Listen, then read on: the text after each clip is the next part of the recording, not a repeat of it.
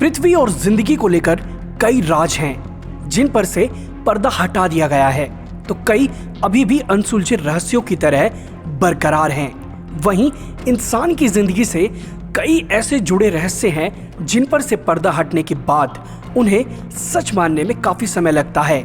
इनमें से एक है इंसानों और जीव जंतुओं की उत्पत्ति का सच।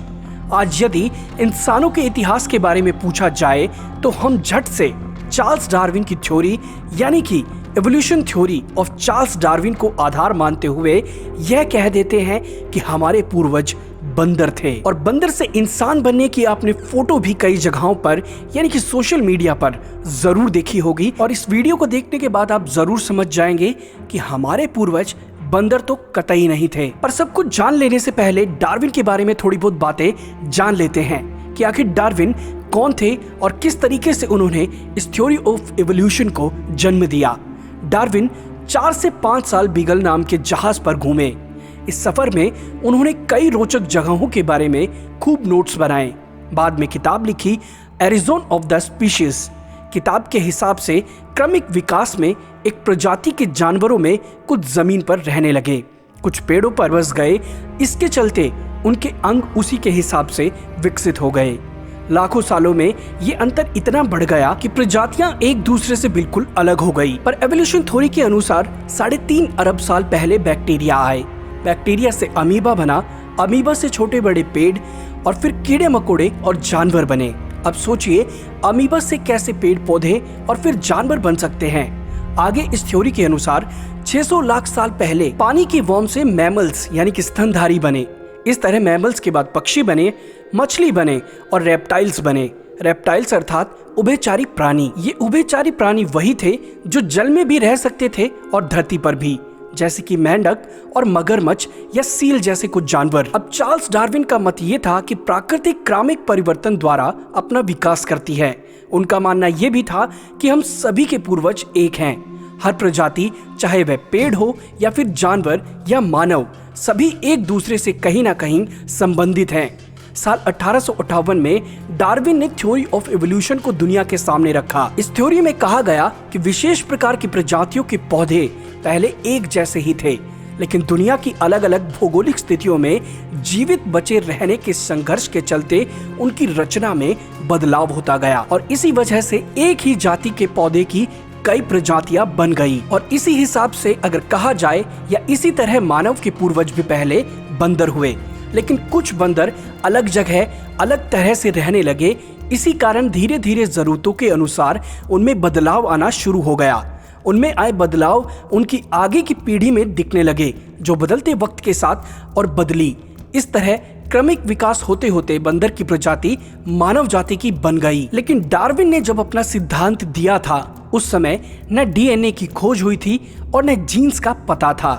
उस समय तक तो जेनेटिक्स का जन्म भी नहीं हुआ था। पर डार्विन की मूल थ्योरी में प्राकृतिक चुनाव हैं। जीवों में विविधताएं इसलिए मौजूद हैं क्योंकि अलग अलग समय पर कुदरत ऐसे जीवों को चुनती रही है जो पर्यावरण में रहे और बदलते रहे। उस बदलते पर्यावरण के अनुसार जीव बदलने की कोशिश करते हैं। यह एक प्रकार की प्रतियोगिता है जो जीवों के बीच लगातार चलती आई है। जो सफलतापूर्वक बदल पाते हैं वे प्रजनन करते हैं और अपने बदलाव की अगली पीढ़ी में पहुंचने की पूरी कोशिश करते हैं। नियमों और प्रयोगों से विकासवाद को पूरी तरह नहीं समझा जा सकता है और हमें हमेशा यही पढ़ने को मिलता है कि हम होमोसेपियंस है, यानी कि हम बंदरों से बने। हमारा जो विकास हुआ वो बंदर की प्रजाति से हुआ। पर ये एक तरीके का मिथ भी है। डार्विन के विकासवाद के विरोधी तथा धार्मिक कथाओं में विश्वास करने वाले यह कहते रहते हैं कि मानवों का विकास बंदरों से हुआ, तो अभी तक बंदर सच में क्यों बचे हुए हैं? वो भी मानव क्यों नहीं बन गए? उन्हें मानव या कम से कम आदि मानव अवस्था में तो होना चाहिए था।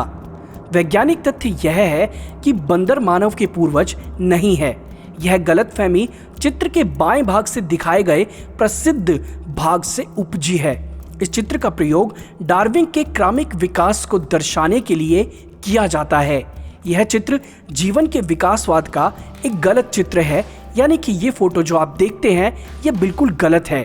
पृथ्वी पर जीवन का प्रारंभ अमीबा जैसे एक कोशीय जीव से हुआ और इन्हीं कोशीय जीवों से बहुत सारे कोशीय जीव बने। इन बहुकोशीय जीवों में क्रमिक विकास से अन्य जीव बनते चले गए। इस तरह से सारे जीवों का पूर्वज एक कोशीय जीव था। इस एक कोशीय जीव से सारी प्रजातियां उत्पन्न हुई हैं। उसी तरह से बंदर यानी कि वानर प्रजाति और मानव जाति का पूर्वज एक ही जीव प्रजाति थी। इस आदि मानव या मानव प्रजाति की दो शाखाएं बनी। एक शाखा मानव के रूप में विकसित हुई तो दूसरी शाखा वानर प्रजाति में बनी। वानर की शाखा से भी अन्य आधुनिक प्रजातियां बनी, जैसे अफ्रीकी मानव, मंगोलिया मानव, यूरेशियन मानव इत्यादि।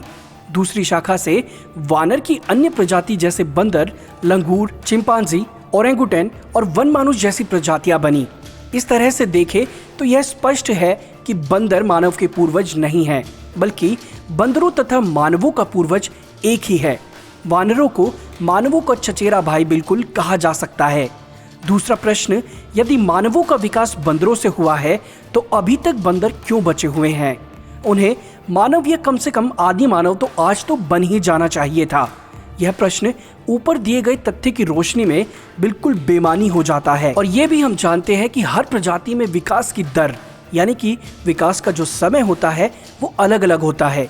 मानव में बेशक यह थोड़ा तेज है, लेकिन अन्य प्रजाति में यह दर जो है वो बहुत ही धीमी होती है। वानरों में विकास हो रहा है, लेकिन उन्हें मानव के समकक्ष आने में बहुत समय लगने वाला है। या ये कहा जाए कि बंदर को इंसान बनने में लाखों वर्ष लग जाएंगे तो बिल्कुल गलत नहीं होगा। और एक चीज जो देखने वाली है कि जो सबसे पुराना पूर्वज है वो भी पता चला।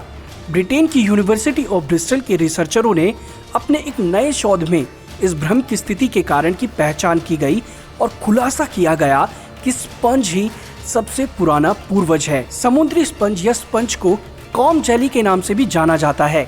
यह एक अमेरुदंडी या पोरीफेरस संघ का समुद्री जीव है। यह मीठे एवं खारे पानी में पाया जाता है। यह जीव एक कॉलोनी बनाकर अपने आधार से चिपके रहते हैं।